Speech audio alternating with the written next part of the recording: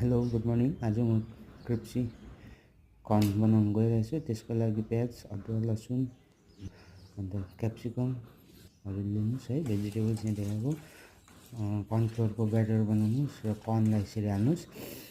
अन्त कर्न चाहिँ उमाल्नुहोस् है। तपाईँले यो मार्केटमा इजिली पाइहाल्छ र तेल गरम गरेर तपाईँले फ्राई चाहिँ है यसरी गर्नुपर्छ।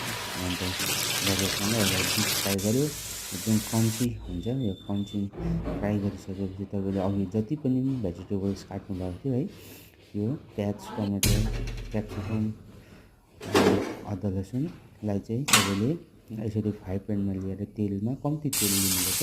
त्यसमा पहिला लसुनलाई फुट्नु मजाले ब्राउन, त्यहाँदेखि अदुवा हाल्नु, प्याज, ब्ल्याक पेपर हाल्नु, है फ्लेभर प्याज हाल्नु।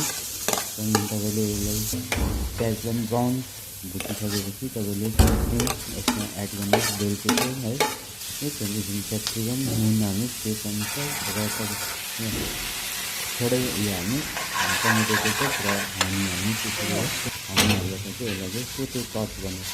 यो चाहिँ तपाईँको नास्ता चाहिँ एकदमै राम्रो है हुनेछ। Thank you.